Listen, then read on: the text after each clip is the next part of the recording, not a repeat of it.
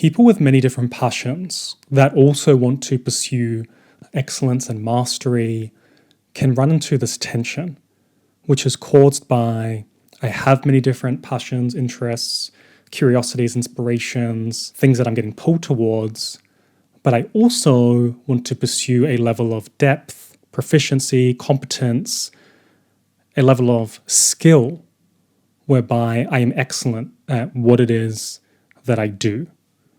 And this tension can cause indecision, paralysis, and also this inability to pursue mastery in a way that I believe is best suited for people that are interested in many different things. And I want to talk about this idea as well as these two distinct stages of going from a multi-passionate stage and into a multidisciplinary stage, rather than seeing them as identities, viewing them as stages of evolution if the ultimate aim is pursuing excellence and mastery. And my name is Joe Yulee. I'm a philosopher. I am just absolutely obsessed with vocations and callings and just helping people to connect into what their sacred work is. And I work with creative people, spiritually inclined people, people that also self-identify as being a multi-passionate person all the time. And I've had a lot of changing in my thoughts around this over the past couple of years, so that people who do have many different passions can pursue mastery in a non-specialized way. Now, the way that I think about this symbolically, to give you an idea, is if you think about Apollo, who is connected to the sun. Now, the sun, its rays go outwards in all different directions. You can imagine that connected to the multi-passionate stage. And you're curious about many different things and you want to go all directions at once. This coming from the center in all directions at once. Now, Apollo famously was handed the lyre by Hermes, this instrument very similar to a harp. And in giving that instrument to Apollo, Apollo then had an ability to express the inexpressible through this instrument. Express a part of being through the instrument that wasn't there for him before he had the instrument. And the receiving of the instrument and learning how to play the instrument and learning how to create music is very much connected to the multidisciplinary stage. So we have two distinct stages. We have stage one, the raw expression of being, and we have stage two, the channeled energy into a domain towards excellence. Now, whenever multi-passionate and multidisciplinary ideas come up, they're often connected to a very, very famous figure, Leonardo da Vinci, the famous Renaissance artist.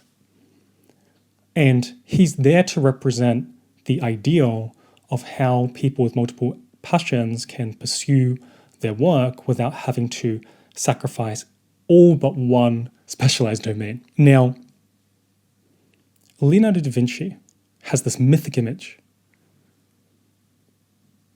We often can imagine him immersing himself in the detailing of the index finger of John the Baptist. We can imagine him obsessing over the ultramarine blue paint that was used to paint the figure sitting next to Jesus at the Last Supper. We can imagine him really thinking about the details of these different contraptions that he created. For example, he ended up inventing what people think was the helicopter, or at least parts of it, or noticing the S-shaped curve of a spine in the human anatomy. And this is the kind of image that is displayed. But there's another image, I think, that represents better the stages of development. And that stage is him when he's in his youth, being around the Da Vinci household, running around, doing many things, exploring the fields that were next to his home, running around with his uncle Francesco, and just absorbing life. And I think that stage properly represents the multi-passionate stage, whereas the stage where he's meticulously just honed in to the details of an artwork represents the multidisciplinary stage. And in thinking about that as stage 1 and stage 2, we for ourselves can start to think about, okay, where am I at? What stage am I in? Am I in the stage where I'm needing to reinvigorate the deep curiosity that is within me because it has been sort of beaten out of me as I've been walking my path? And this is very, very common where people that have many different interests, they're continuously told, you cannot pursue those many different interests, you've got to pick one, and they're kind of just beaten into submission to the point where they feel guilty to even pursue secondary interests on the weekend. And yet, often what I've noticed is that people that have gone through this need to go back to that stage of being hyper-curious, of following their curiosities and getting a real taste for themselves again, finding out what it is that they are up to. Right? Because we have this unconscious layer of the self that is driving a lot of where we're going and also a lot of our frustrations. And by engaging with curiosity, we get to better understand what we do and what we don't like, what is for us and what is not for us. And so the multi-passionate stage is so incredibly important in developing a sense of who am I, that to not go through it can leave out the vitality of life, or that symbolic sun. So that's the multi-passionate stage. However, then we end up having to move into this multidisciplinary stage, whereby depth is required. Now, people that identify with the multidisciplinary identity will often, and although I don't see them like identities, it's really important to understand how it's viewed by these people because it gives you a sense of the nature of it.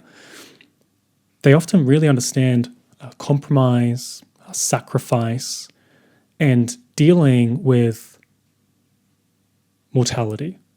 Right? We have a particular amount of time on this earth. Obviously, we all don't know, but we can say that if we do live to life expectancy, probably not going to go over 110, maybe, but that's probably where we're capping it off at.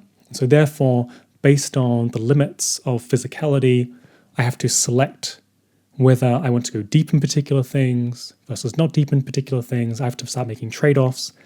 And even the word multidisciplinary has some heaviness, has some weight to it, because we're having to deal with the territory of those types of choices. And so moving from the multi-passionate stage into the multidisciplinary stage can be quite hard. And yet if we stay in the multi-passionate stage, we don't end up developing to the point where we are excellent at things, because the multi-passionate stage puts front and center curiosity as the main thing.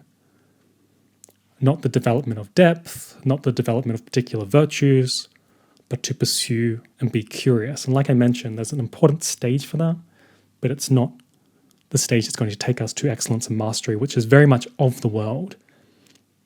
It's here in this lifetime. So in thinking about this multidisciplinary stage, we can think about examples such as Childish Gambino, Donald Glover, as I think that's his real name, and his stage name is Childish Gambino. And if you look at his path, right, you can see that he's engaged with many different passions and interests: acting, music, writing, comedy. And if you zoom in even closer and you start to look at the timelines that he spent on the development of skills, on the development of virtues like diligence, patience, and temperance, you'll notice that the level of depth exceeds beyond how much time people that are multi-passionate will spend on things. So for example, he's not writing or learning the craft of writing for 30 days. It's a period of years. And during those years, he gets good enough to be able to work with Tina Fey's writing room, and that establishes him at his craft. We see this with other skills as well, right? 3 years in music, 7 years in writing, 5 years comedy, right? Extended periods where he's really working at a skill in a very, very deep way. And this is one of the core distinctions between the multi-passionate stage and the multidisciplinary stage. The multi-passionate stage is really focused on nurturing the internal world. The multidisciplinary stage is really focused on deepening the levels of skill required in order to be competent at that particular skill. And that's because by being competent at those skills, it can take that person further at the combination of disciplines that they are looking to bring together into their own path. And so if you yourself are currently going through this, okay, maybe I need to move from the multi-passionate stage into the multidisciplinary stage, then I would encourage you to, first of all, just think of them as stages, not as identities that might potentially restrict you as you pursue excellence, but okay, here I am, here's the stage that I'm in, what do I need to do in order to start to move into the next stage? And then in the stage of the multidisciplinary, what are the areas of interest that I need to develop deeply? And what are the areas where, hey, this isn't going to be there for the long term. And I need to learn these virtues of being able to say no to things, being able to go deep on things, being able to go beyond just being curious in things and holding still in areas that I know are going to be important for me long term. And if you are someone that also has many different interests and many different passions and you want to know what your career path is, then you can go ahead and check out our online community, because I help people to choose the right career path with a deep sense of conviction by unearthing their career archetype. And I guide people through this 8-week process inside our online community that shows you the right career path to choose, as well as map out the steps as to how to make it real in the 21st century. Things like money and lifestyle are covered in there as well. And there are hundreds of career archetypes, so this isn't a 16 or 32 type system. There are literally hundreds. We have new ones that are being unearthed every single day. So if that's of interest to you, then you can go ahead and check out the link below.